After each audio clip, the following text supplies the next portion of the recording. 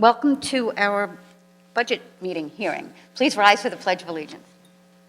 I pledge allegiance to the flag of the United States of America and to the republic for which it stands, one nation, under God, indivisible, with liberty and justice for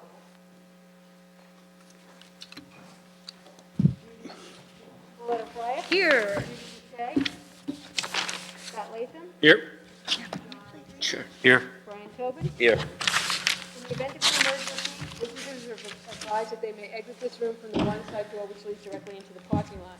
In the event of an emergency, do not attempt to leave in your automobile since this may cause traffic problems and block incoming emergency needs. Since we have no action to take, this is your meeting, Dr. Morrow. So at this time, I'm going to invite the board to come out into the audience, make themselves comfortable, and I'm going to introduce Mr. Scheid, who is going to take over and start our administrator's portion of our budget presentation. He'll explain how we'll go first, and then we'll call our first person up. Thank you.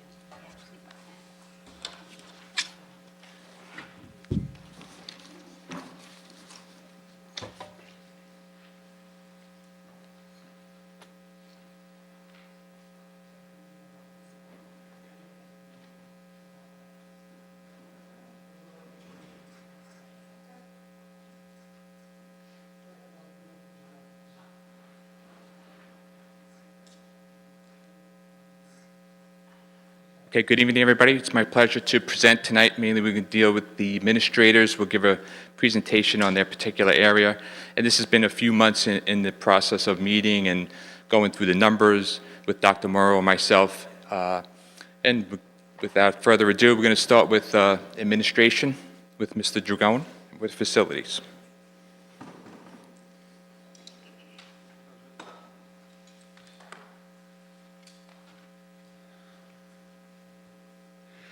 Okay, my budget is a rather flat budget. It actually has a little 3% decrease from last year. And it was just looking at some numbers and we had some savings in a couple little areas over the last few years, so we just kind of tried to make the numbers more accurate. But basically, it's a very flat budget. So every year we have an interfund transfer and we try to do some projects with it. And some of the possible projects would be some work in the elementary school, some ceiling and lighting upgrades. Also in the elementary school, the interior door swipes, like we have in the high school. So everybody has swipe card access. And then for athletics, we're trying to put in this batting cage and possibly some additional storage for some of their equipment. And that is my budget. If anybody has any questions, I'll be more than happy to answer. Go. Could the elementary ceiling lighting upgrades be, the repair reserve be used for those? I'm sure they could. Yeah, when we did the upgrades in the high school, we did it through like an interfund transfer. That was just that was the way we did it here, I believe, right? What's the benefit of doing it one way or another, Chuck? Really doesn't matter, either one. But it would fall under repair reserve. Absolutely. Yeah, absolutely. Yep. And the athletics batting cage, that's not in athletics, that's in facilities? Sorry, Steve. I don't think Steve has budgeted for it in the past. We're trying to move this forward. It could, if I could find the money this year, I would like to do it this year. But if I can't, we're going to try to do it first part of 2021, 22 year. All right. Thank you. And if nobody has any other questions, I'm going to take off because I got my shot today and I'm getting tired.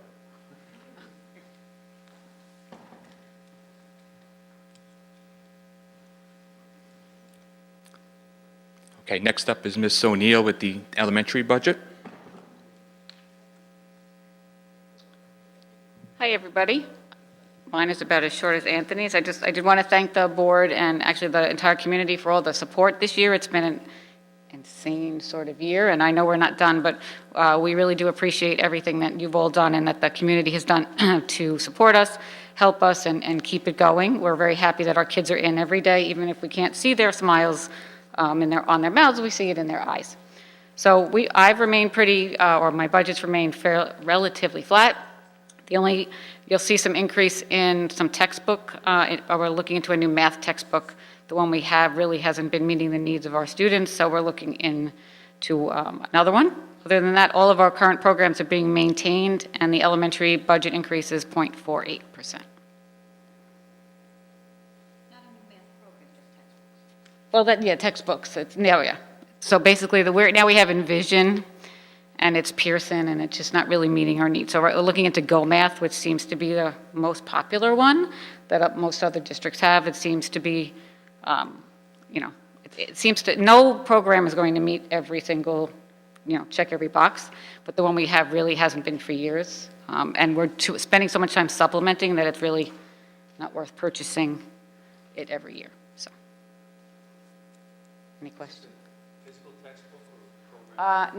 Well, for the little guys, we would get a workbook, but we're no longer buying hardcover textbooks at the elementary school. It doesn't make sense by the time. So this is mathematics for the whole school? Mathematics, K-6, yes. So with this way that it's vertical. Absolutely. Yep. And a little, just the workbooks for the younger grades. Electronic textbooks, access to their website. Some of it we're really just looking into, but a lot of it, if you can go on and watch a video, or you don't need a textbook in front of you, absolutely. So it's really kind of old-fashioned to buy in my opinion, to buy hardcover textbooks these days. And then all of these, just so that you know, all of these programs have more online resources and more online components than they ever have before. Absolutely. So even if you purchase and you get some hands-on materials for students in the lower grades, there are also videos that go along with the lesson. There are also home components where parents can watch it. So those are part of this program, as they are pretty much of almost every program nowadays. There's the ability for a parent to almost relearn the material at home with a student in the evening by watching a video. Yes. Which anybody who's my age knows that's significantly nicer than a child coming home with their notes and saying, I don't get it. Yes. As a parent the district has the same program that we currently use, I have to watch the videos sometimes to see what they're asking, and I do this all day. That's one of the main reasons that we're finding it's not meeting the needs of our students. And the online, even for the little guys, they're actually really quite proficient at the Chromebook. We ordered touch screens for the K and 1 kids this year, and they're on there all the time. So the teachers will use that as well, a digital component. But it is nice to have paper. Sometimes you just need to work it out on paper. Anything else? Okay, thank you.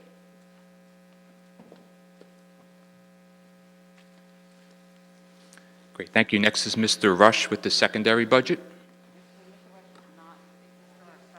Yeah, he's helping, he's assisting somebody. Yeah, can we go back? Can we move forward and then go back to him?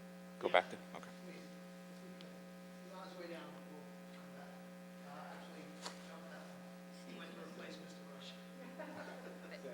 Yeah, skip athletic.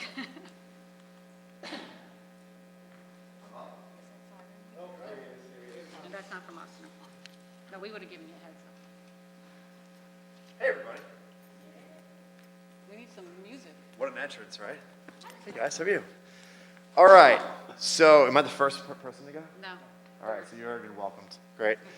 So, secondary budget, very happy to report. The vast majority of our lines are remaining flat while maintaining our programs, while maintaining our clubs, activities, courses, electives, across the board. So program increases, these are pretty much just maintenance. Our virtual enterprise registration has gone up anywhere, I think about $200. Our LOT, languages other than English conferences, have gone up as well. Our teachers are very involved in what they call item writing process. Since there is no regents or necessarily one state exam, they're locally developed, and they try to be very consistent with what they develop here and other districts as well. So they attend those conferences there, meet with their colleagues, and then create the exam. as well as our school librarian. It's funny, I asked Mrs. Johnson what she prefers to be called, a school librarian or a library media specialist. Mrs. Johnson is unbelievable. She is a rock star. She's not a librarian. She is a full-on teacher. She attends conferences in every single discipline we have. She frequently meets with our teachers, co-teaches with them from 7th grade through 12th grade. Really incredible. So we love to promote her attending conferences. So historically, there was not a conference line for Mira to draw from. So we did create one for her there and put some funds there as well. So a little housekeeping, going through some other lines. Our clerical overtime has been historically over budgeted for, while our substitute coverage was historically under budgeted for. So I kind of just shifted the funds there. And an overall budget increase of 1.32%. The substitute coverage is for regular substitutes, not clerical substitutes. Yes, regular teacher substitutes or aide substitutes, yes. Our clerical overtime was there. Typically don't use it. If we have a clerical that's out, we use an aide to cover that position. And yes, that's pretty much it. Any questions? All right, thank you very much.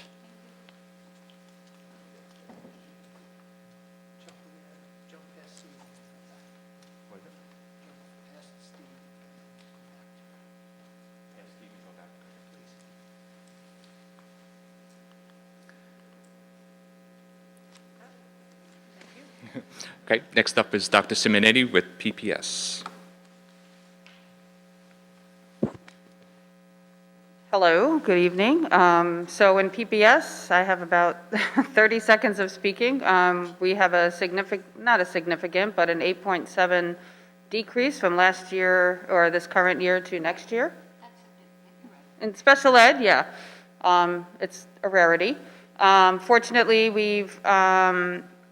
and I say fortunately because we've had all these students in these residential programs and they have all successfully graduated or will be graduating in June and moving on or aging out. Tuition at residential schools is a big ticket item in special ed. It costs a lot of money, upwards of anywhere from $150,000 and more per student. So going into next year, we will only have 2 students in residential, and that has definitely helped out with the decrease. Any questions?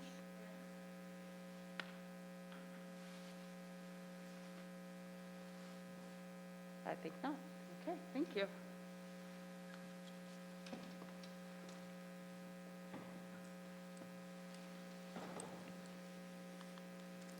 Okay, next is Mr. Case with technology. Hi, everyone. So the budget maintains our current programs and our current software and subscriptions. I am the bad boy this year because of the increase in software. We have there's an 8% increase to the budget due to the software for COVID. So a lot of teachers requested software to help facilitate COVID learning, and we've had a lot of increases due to that. But it's 8% of my small chunk of the budget. So the new items this year include the software and then also just projectors that, aging smartboard projectors that we're going to replace. So, I think we budgeted for 6. I'll get that to you. I can't remember exactly, 5 or 6. Some of the software that we did increase would be CAMI software, which is an annotating software for PDFs. Screencastify, which is the recording software where teachers and students can record their comments or their lessons. So there's been a bunch of increases in that software. Other than that, we're pretty flat, and it also includes replacing a lot of the older Chromebooks that are starting to age out. We are now 9 years into our Chromebook program. So really on our 3rd generation in a way. Any questions? Thank you.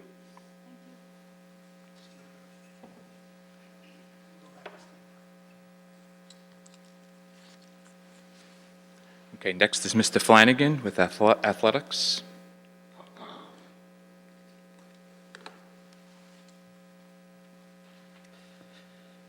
Good evening, everybody. It's nice to see everybody. The athletics budget this year is pretty straightforward. We have a 1.51% increase due to coaching salaries is increasing this year. The tuition for combined sports shows an increase of 9.93 due to increased participation, and an overall budget increase of 2.64%.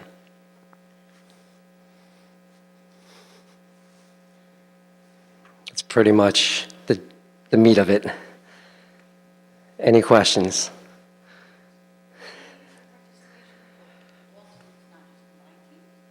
Combined teams only. Yeah. So like soccer has shown an increase, field hockey. We're hoping football's on the up right now as well.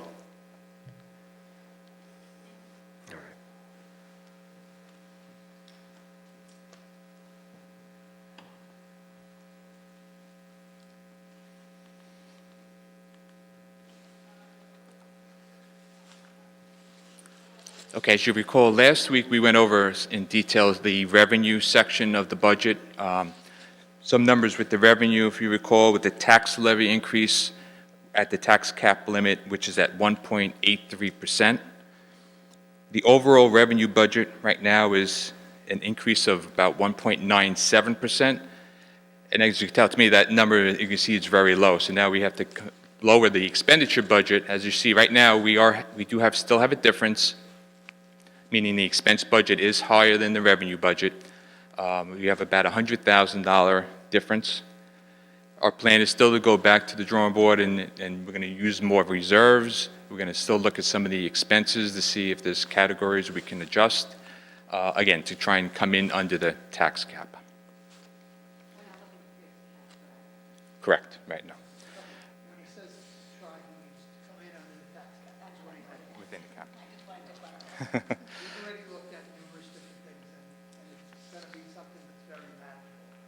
We're really just waiting for final numbers from the state and balancing out some of our costs for programs that we know we have. We budget top end. You know, if we think the program might possibly cost us $30,000, we budget for $30,000, and then we find out it cost us 22 this year, and it's going to cost us 24 next year. So once we are able to adjust in all those different areas, we're looking at all of our staffing now, there may be some adjustments and savings in that, you know, then we'll find that $100,000. But we will come in below the cap, and if there are any adjustments to anything, it will be the amount of money we spend on some of our programs, but it won't be any of our programs or any of the things that we have in place. We're not looking at cutting anything, you know, just trimming off in areas where we are able to without any impact to programs or students. The BOCE cost increase, is that their administrative increase this year? The 2.05%? It's basically all BOCES costs for across the board, so that includes the admin. I believe it was 1.72%. Yeah.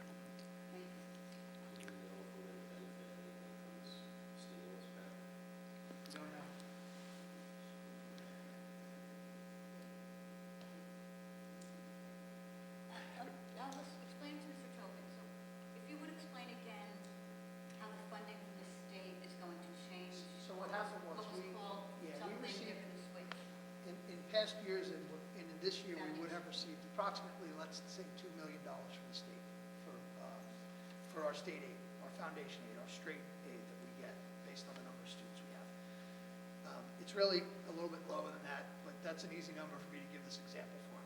So we get $2 million from the state. What they did this year was they said, we're not giving you $2 million, we're giving you $1.5 million, but we're going to give you $500,000 of stimulus money, so you end up with $2 million. The problem with that is they're budgeting for billions of dollars less on state aid for schools this year that they're going to have to come up with next year. So this year, now that they've come up with a higher number, could we possibly get more? I don't think so, but it's possible. I think that we're going to get the $470,000 that the state is giving us as, that the federal government is giving us on top of the 1.5 that the state is going to give us. And then I think that when it goes through Congress, they'll probably add a little bit to it like they always do. For us, a little bit is thousands of dollars, not millions of dollars. Our concern, my biggest concern, and the reason that you noticed most of our budgets are pretty flat, is that we expect next year to have a $500,000 shortfall, because the federal government is not going to give us another $91 billion package. And the state is going to have to come up with a lot of money that I don't know if we're going to recover as quickly. You know, there's still a lot of people out of work. There's still a lot of income that's not being earned in the state. So, you know, as much as it was a relatively boring presentation tonight, the reason that it was is that I met with everybody and we're trying to keep it as tight as possible, because next year and the year after, I believe, are going to be bad budget years. And that's where the reserves are going to serve Southold really well. So I don't want to get into, you know, really committing too many of them right away. We're going to commit what we need to keep all our programs. But the new package that they've agreed on, I'd be very surprised if it changes. You know, if it were to provide us with more money, my guess is that our state aid would be lowered and that would be added to it, because that seems to be what they're looking to do this year. It allows them to balance their budget this year. What'll happen next year, I'm fearful of. What was our increase in enrollment this year? Approximately, do you know? Our overall increase in enrollment was less than 50 between both buildings. I think it was 30 in yours, Ellen, was Yeah, I it? was going to say, we're in the 30s. Yeah. You know, we had ins and we had outs, but our enrollment was not, there was not a drastic difference in our enrollment. Not like, you know, some of the really smaller districts that doubled. We didn't have that type of impact. You know, I think it was in the 40s. It was definitely under 50 district-wide. Any other questions? Anybody? How many kids do we have that are full out now, district-wide? We have 10 in the elementary and approximately 40 in the high school. 43, was it? You know, we have some that, So it's not a huge number that you can't physically zoom No. without a remote? no, our number is approximately district-wide around 7% when I did the exact numbers, which is low. You know, when I get into meetings with the superintendents and we throw out the numbers from around all the other districts, I've seen as high as 40%. I'd say that the average is about double what we have. I'd say 15%, 20% is probably, you know, that's really like the mean. You know, I would say that's where many districts are. You know, ours is fairly low. And then, you know, we're gonna try to look at all those and communicate with those parents and see if there's other opportunities we can even provide those students. You know, it would be nice to have them back also. Do you anticipate next year offering the same thing to families that they can do fully remote there? Or is it a wait and see? It's a wait and see. You know, I mean, if they require us to do it, it's not a great way to educate. You know, it's really not. I would love to sit. Will we be allowed to provide that? If it's not part of an executive order or a governor's plan, no, not without negotiations and a number of other things. That's all I wanted to know. Yeah, you know, with that being It's got to said, be part of an executive order. yes, We don't have a choice. yeah. You know, that's what it is So now. that's simple, that's simple. Yeah, the governor's reopening plan and their orders say students can stay home and we have to provide them with an equal education that we provide everybody in school. So therefore, our classes are live streamed to every student. It's equal. You know, it's as equal as it can be with the student not being here. Next year, if an order like that isn't in place, then I would suppose that we would not have that model in place.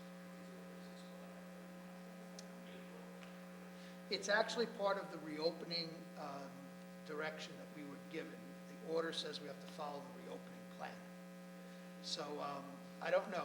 It's, you know, I don't know if it has an expiration date on it. Listen, my hope is all our kids are here in school and we're not doing this next year. That would be my earnest All hope. of us. Has anybody anecdotally voiced support for doing this all the time? For doing Like a what? parent or a student say, that'd be great, I'd love that, I'd love No. that. Actually, I have to say, most of the support and most of the feedback, and, you know, you've said this many times, this is this is a special place to be. I've had a lot of parents that have emailed, and they've just been very thankful for everything that everybody's doing to give their kids opportunities to be in school. inclusive of, communicating when we think something might be going wrong, like, trips or parties or whatever. We communicate that, they're not good ideas to everybody. And I've had a handful of parents that have sent, emails and thanks about the fact that we have kids in and we've been able to keep kids in. I have not received one correspondence that we should provide distance learning for future years. Yeah, I have not received one. It's really not, we're not set up for it, and I don't think it's healthy for kids to be at home away from everybody. So unless there was some other mechanisms in place which we don't have to provide the things they need aside from just straight instruction. That's not what school is. School is interaction, it's communication, it's a million other things that you don't get sitting at home. So, any other questions or? Okay, so what I did, just one slide I have for some summaries of some of the key expenditure budget drivers. At the top, we have salaries, which is the bulk, is roughly 50% of our budget is salaries for staff members, based on the contractual raises. We have an increase in 3.8%. With benefits, again, there's a good year, low health insurance, increase in the TRS rates, relatively low. We do have a relatively decent increase in employees' retirement system. But again, those two categories, salaries and benefits, is roughly 80% of the budget right there. Transportation, relatively flat. No added bus runs this year, for next year, I'm sorry. BOCES, again, relatively flat, typical 2%. Our debt service, which was reduced last year because we paid off the energy performance contract early. This was just some modifications, lowering some of the short-term borrowing costs. Again, one of the things that is kind of something that does fluctuate, as Dr. Simonetti went over, is the tuition. And again, we do have room in there, but again, it's just we were able to drop that number down. And that also kind of does sometimes play into transportation, in case, especially if there's another BOCES program or so forth. Equipment, again, the small drop. Everybody was just trying to sharpen their pencils, trying to cut where we can. And all the other groups, which is sometimes it's the auditors, the fiscal advisors, all the other contractual supply code, as you can see, was nice, went down about 3%. So in total, right now, our expenses to $31,724,000. And to me, a relatively modest 2.3%. But like I said, we're still going to go back to the drawing board and again make sure we have a balanced budget. So that's all I have. Any questions?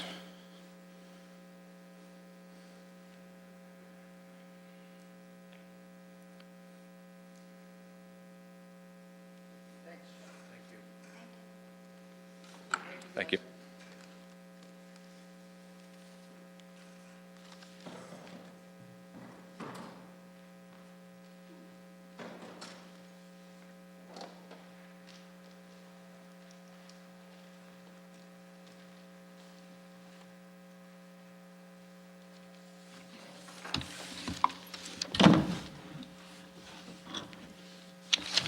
Patty, do you by any chance have the calendar for the rest of our budget hearings for anybody that's here that may want to know about them?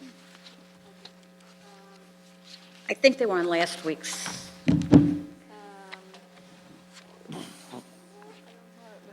There was a timeline on last week's presentation. It's on the website, though. We have one more, we have our regular board meeting next week. 2 weeks. Week after. 2 weeks, right. Next week is next Wednesday is a I know it's very your high holy special day, We yes. can't have any meetings. Anything on March 17th. Never going to happen.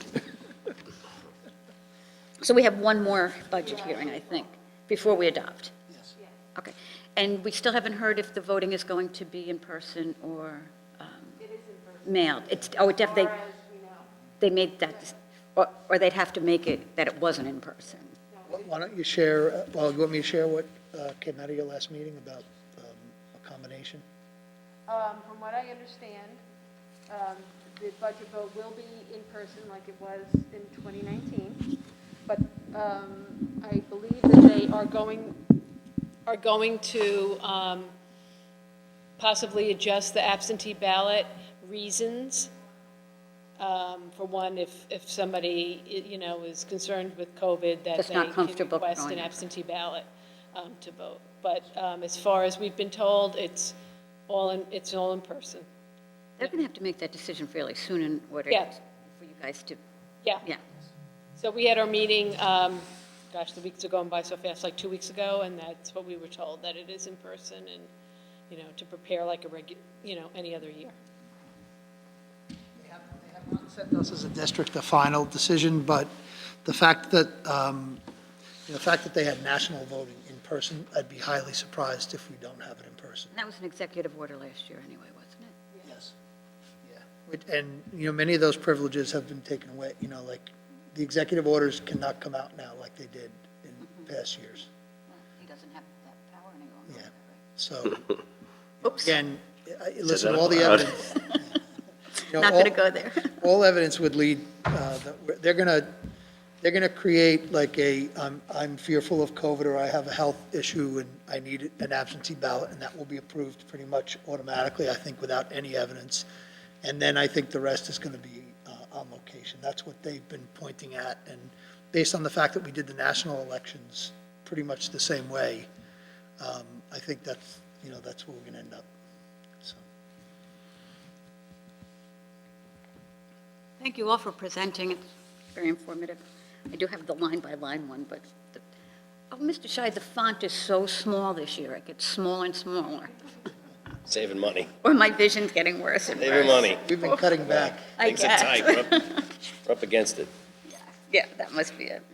Thank you all very much. And since we're not a real meeting, do we adjourn, Patty? I never know the rules. A motion to adjourn? Are you making the motion or you second? Oh, I thought you were. No, I'm asking for one, sorry. Motion, yeah, go ahead. Brian made the motion. Who's seconding down there? I'm going to stay all night. Stay all night. Second. All in favor? Is anyone opposed? Motion carries. Thank you. See you in a couple of weeks, guys.